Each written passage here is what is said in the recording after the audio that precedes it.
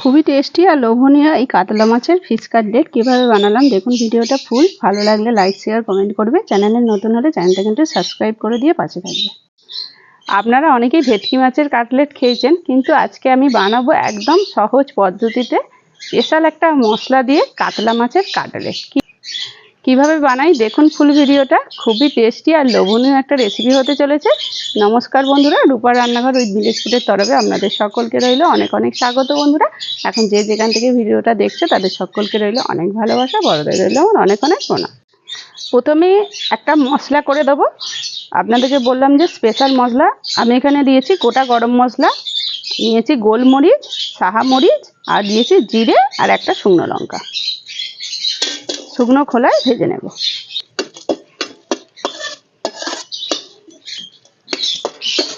মশলাগুলো কিন্তু ভাজা হয়ে গেছে, আর খুব বেশি পুড়িয়ে ফেলবো না। দেখুন কালারটা কিন্তু চেঞ্জ হয়ে গেছে। এবার তুলে নেব।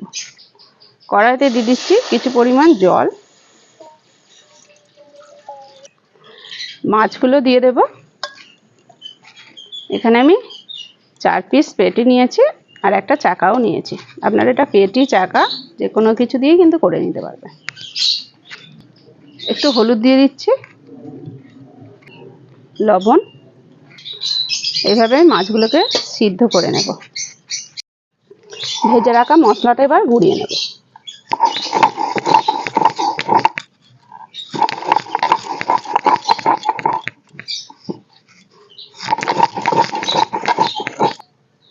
মশলাটা খুব সুন্দর করে গুঁড়িয়ে নিয়েছি। খুব বেশি মিহি করার দরকার নেই, একটু হালকা কাঁচা কাঁচা থাকলে কিন্তু ভালো লাগবে। মাছগুলো সিদ্ধ হয়ে গেছে, তুলে নিচ্ছি।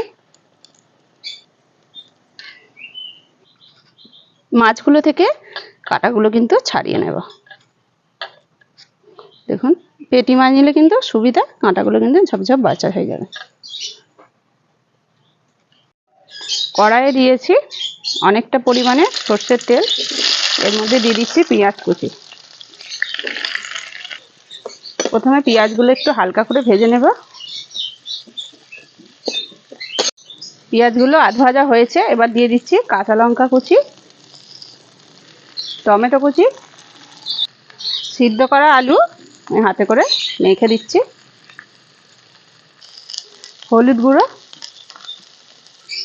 লঙ্কার গুঁড়ো, দিয়ে দিচ্ছি স্বাদ মতো লবণ। ছাড়িয়ে রাখা মাছগুলো দিয়ে দিলাম। ছাড়িয়ে রাখা মাছগুলো দিয়ে ভালোভাবে কিন্তু কষিয়ে নেব।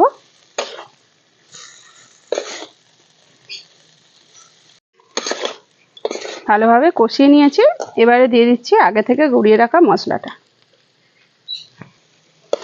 এই মশলাটার জন্য এই কাটলেটটা কিন্তু খুব সুন্দর খেতে হবে।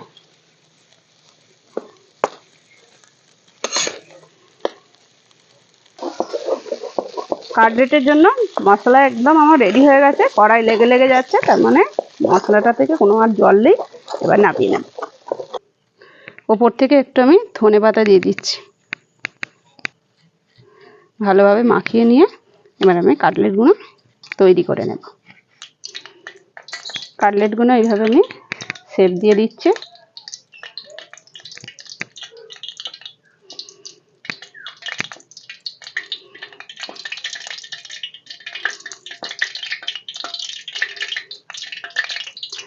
এইভাবে আমি কাটলেটের শেপটা দিচ্ছি। এইভাবে কিন্তু সবগুলো বানাবো। সব কাটলেটগুলো দেখুন বন্ধুরা খুব সুন্দর করে কিন্তু একই মাপে করে নিয়েছি। এখানে নিয়েছি কর্নফ্লাওয়ার আর অল্প একটু লবণও দিয়ে দিচ্ছি কর্নফ্লাওয়ারে। এখানে জল দিয়ে কর্নফ্লাওয়ারটা গুলে নিচ্ছি। এবারে আমি কাটলেটগুলো কর্নফ্লাওয়ারের জলে ডুবিয়ে নিয়ে লেঁড়োগুলোর মধ্যে দিয়ে দিচ্ছি।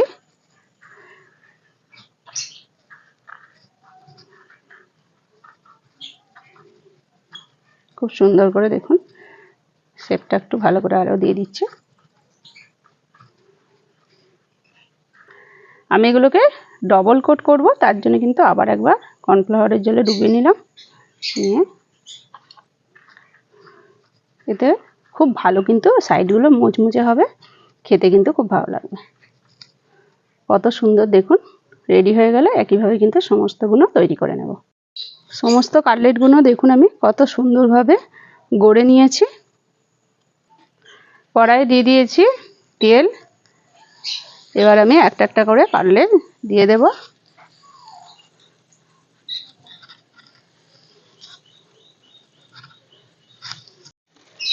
একইভাবে কিন্তু সমস্ত কাটলেটগুলো আমি ভেজে নিচ্ছি।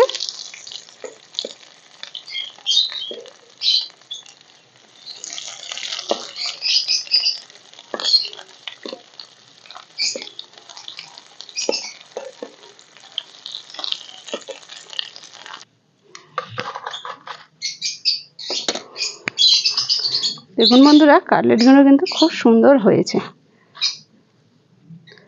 আপনারা এরকম টেস্টি টেস্টি ফিশ কাটলেট বানিয়ে ফেলুন, খুবই ভালো লাগবে। আর ভিতরটা দেখুন কত সুন্দর হয়েছে, উপরটা মচমচে আর ভিতরটাও কিন্তু খুবই টেস্টি হয় এরকম করে কাটলেট বানালে।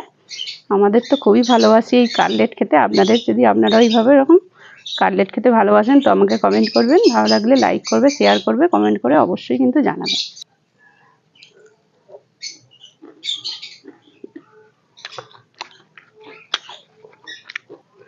আমি আর কি বলবো বন্ধুরা, আপনারা বানালেই বুঝতে পারবেন যে এইভাবে কত সুন্দর হয়েছে। আজকের মতো ভিডিওটা এখানেই শেষ করছি। আবার অন্য কোনো দিন নতুন একটা ভিডিও নিয়ে হাজির হবো আপনাদের কাছে। ততক্ষণের জন্য টাটা, নমস্কার।